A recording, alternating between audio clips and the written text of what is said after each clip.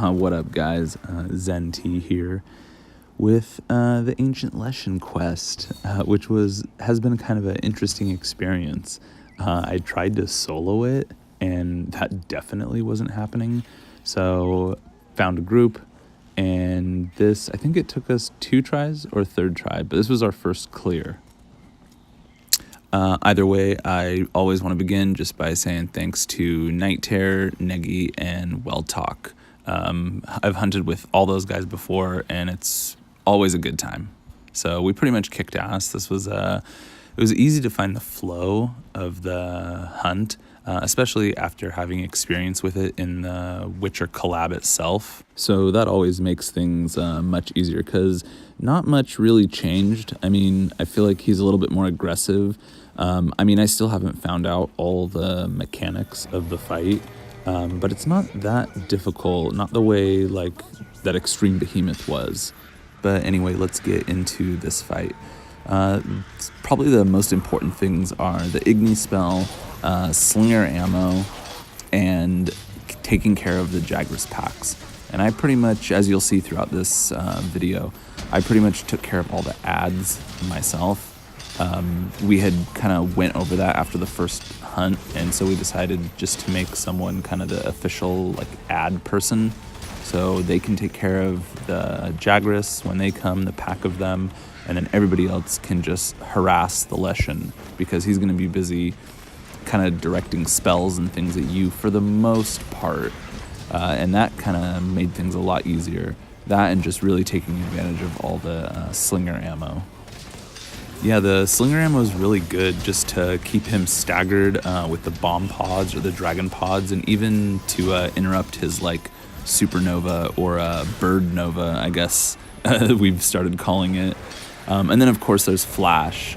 As far as I know, he doesn't gain flash immunity, and it's a very easy way to stop his bird nova from happening. So if you're having trouble with that, I mean, you can always dive through it as well, but if you don't know that you can flash it, that's something to keep in mind. It definitely makes the last phase a bit easier. And as far as weapon choice goes, obviously I went with Lance.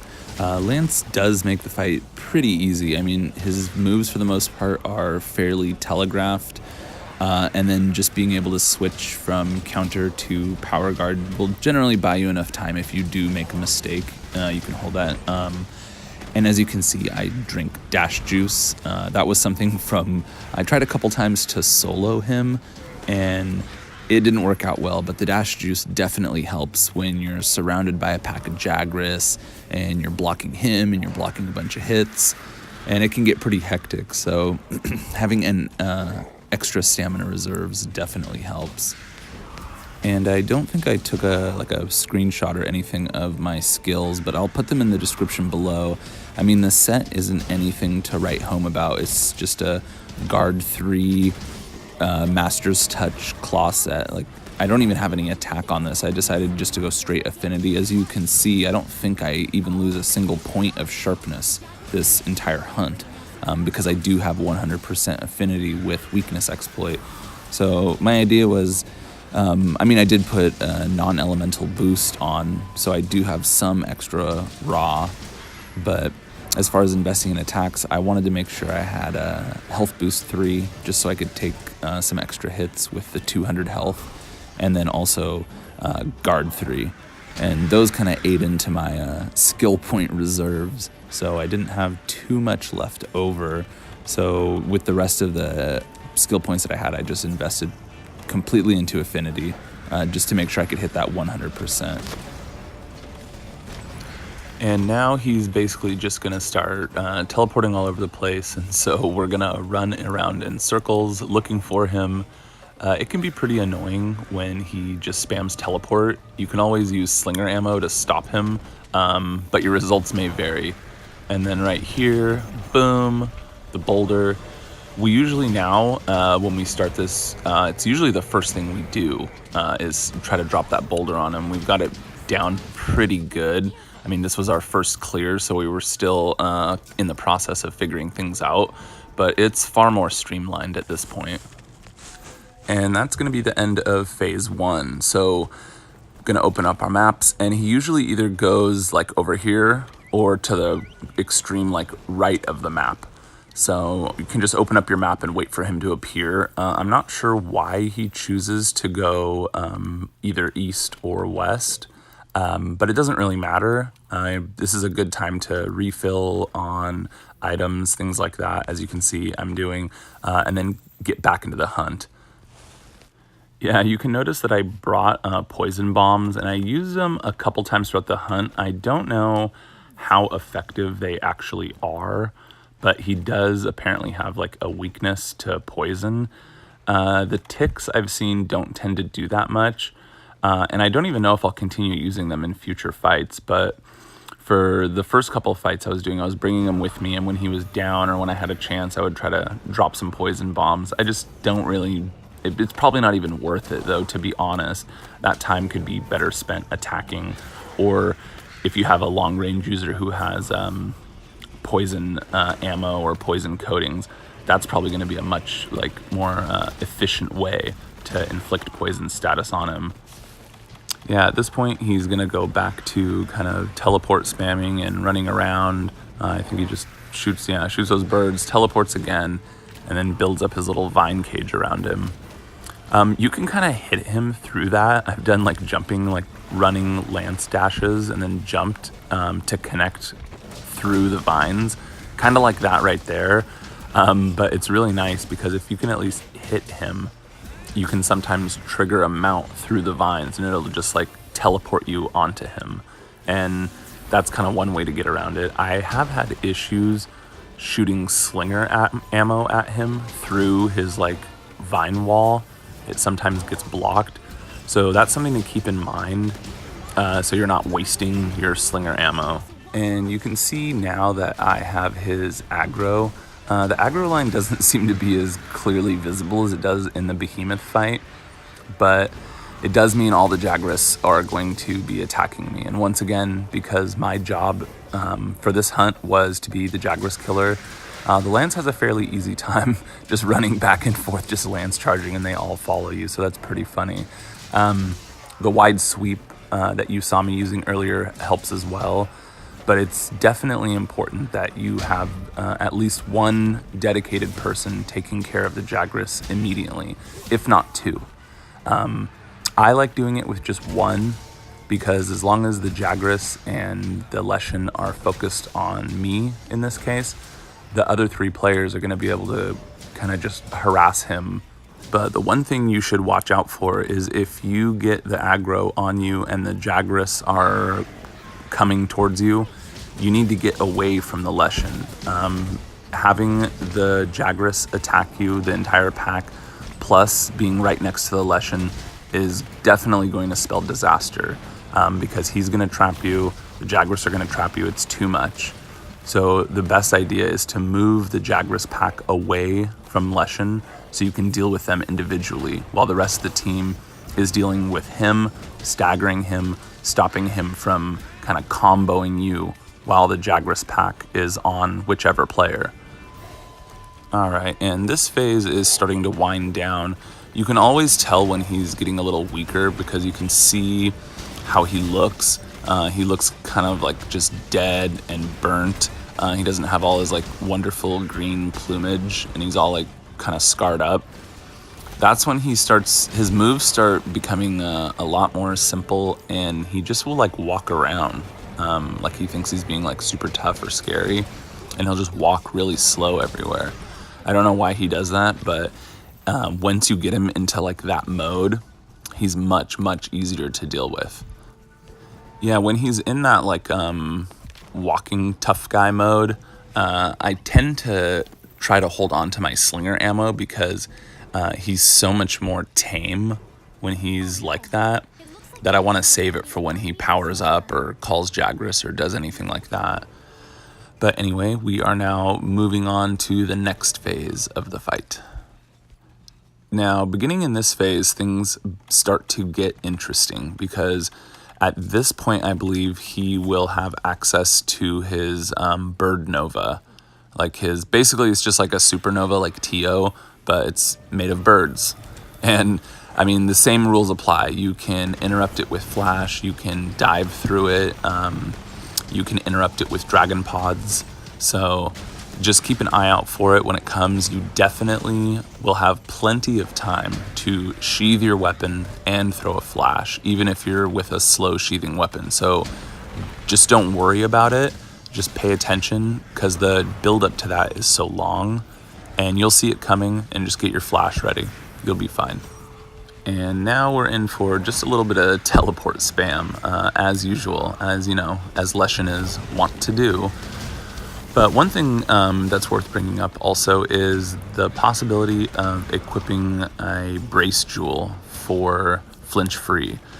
Because the Leshen is so small and everybody's going to be all around him, you're going to get staggered if you don't have it, unless you're playing like a very heavy weapon like greatsword or hammer or something that's, you know, got high poise or armor on its moves. So in this hunt, I did not use a brace jewel, so I don't have any points of flinch free. But Lance is nice because its counter can be triggered by another player's hit. So if you're playing Lance and all of you guys are surrounding the Leshen and you're getting tripped, just start doing your counter over and over and over again, and you'll see that sometimes it's going to trigger not from the Leshen hitting you, but from your teammates hitting your shield. And that's really nice because at least you're getting hits in, you're getting counter thrusts in, so they're a little bit more powerful than the regular thrusts, and you're not being staggered. All right, and right here, it looks like he just summoned some more Jagras. Boom, they magically appear out from behind a tree, and I'm back on the hunt. So just kind of charging through them.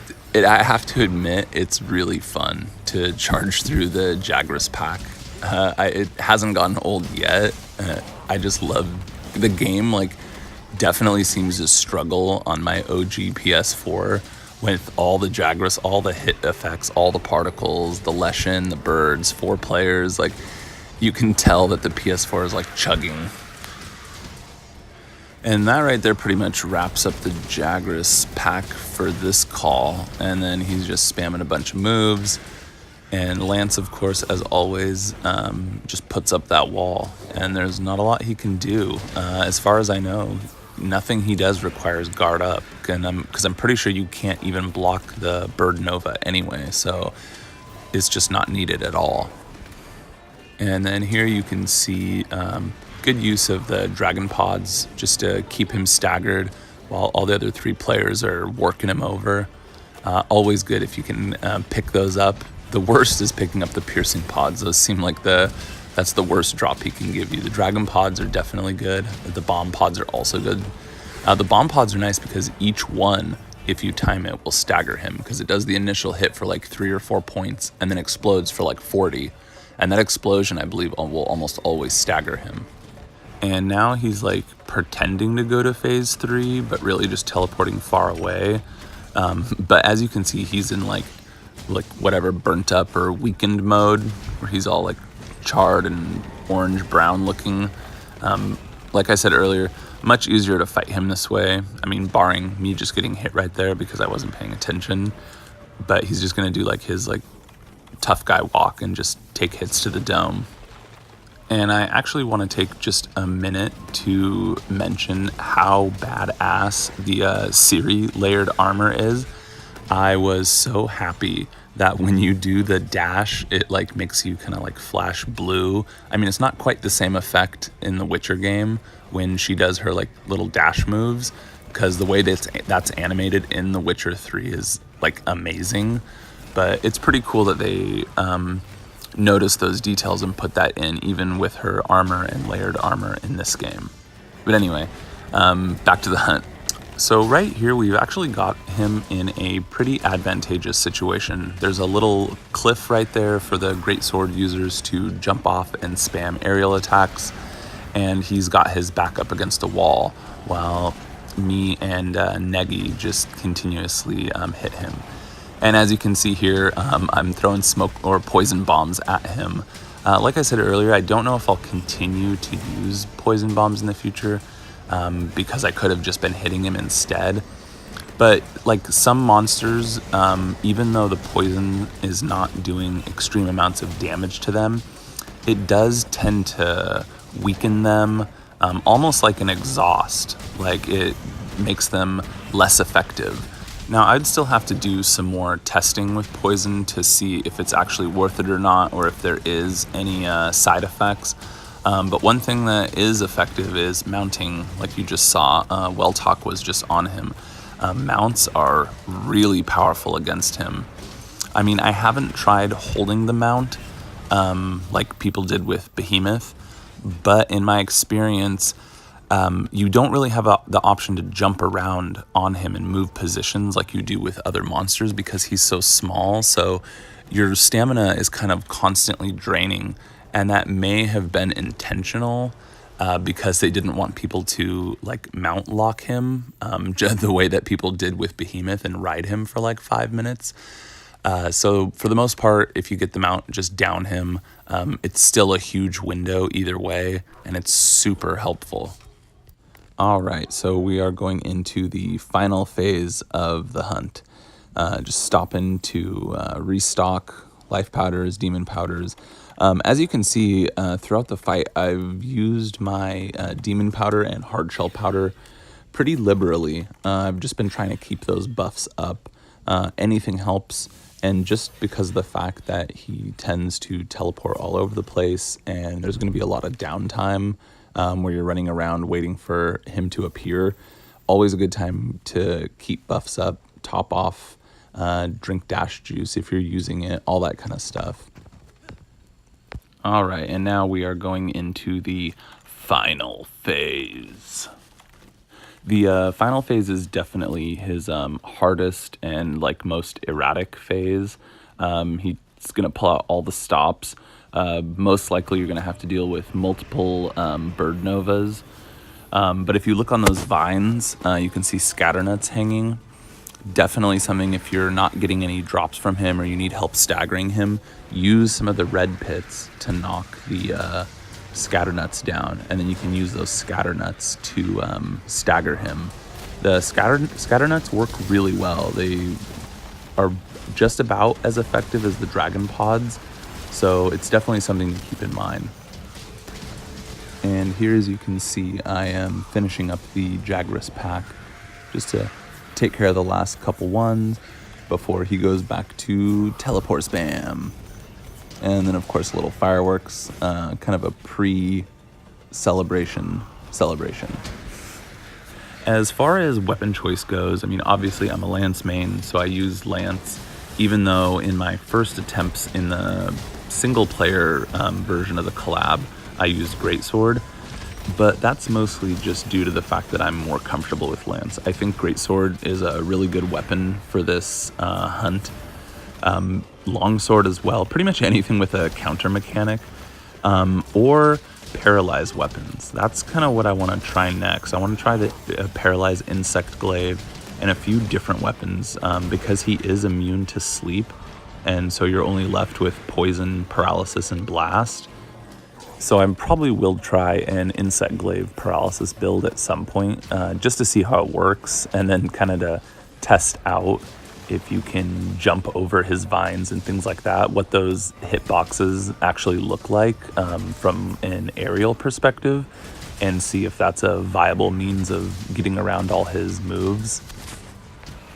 So yeah, paralysis is definitely something that's worth bringing, whether it's a paralysis weapon or paralysis ammo, just because it does help so much. It helps to lock him down, prevent him from teleporting, and all that stuff, all that good paralysis stuff.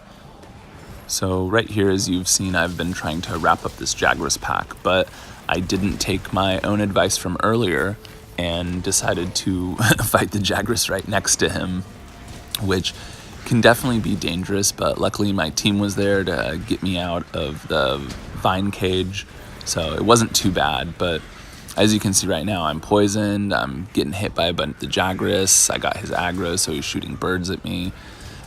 Just gotta make sure you're paying attention, play it slow. I mean, if you're getting overwhelmed, if you've got the Jagras, you're poisoned, he's shooting birds at you, best thing to do is just not to panic. try to dive or evade if you can't block. And basically you just got to rely on your team. I mean, if you're low, ping for help, or, hopefully they see and they'll throw you a life powder. So now we are reaching pretty much the end of the hunt. I think it's going to wrap up here in just a bit. He finally stops teleporting, so we can actually wail on him a little bit, which is nice. And then, of course, he points at me because he hates me. And the Jagras pack comes, and I get to do my favorite thing, which is Lance Charge all the way through them. And then my least favorite thing happens, which is getting stuck in the vines. So I'm just getting beat up here, but luckily Negi came by and used Igni on the vines to set me free. And at that point, I flash just to get the Jagras off me. It's really nice to flash the Jagras. They tend to stay stunned for quite some time. So if you're having problems picking them off, or if they've been a real problem for you, definitely flash them. It's not a bad idea at all. And right here you can see Bird Nova happening, and Flash interrupts it, which is really nice because that definitely saved my life. I got a little deer in headlights right there for a second, and I don't think I would have been able to sheath in time. And then, of course, the most important thing is making sure that you put fireworks down to humiliate the monster, because nothing's as important as that. And I think the fireworks may have pissed him off because he immediately summons another Jagras pack, which I thought was hilarious. And then, of course, I get trapped again because that's what I do. I get trapped, and then I get saved by Negi again. And here, once again, I'm cleaning up the leftover Jagras pack.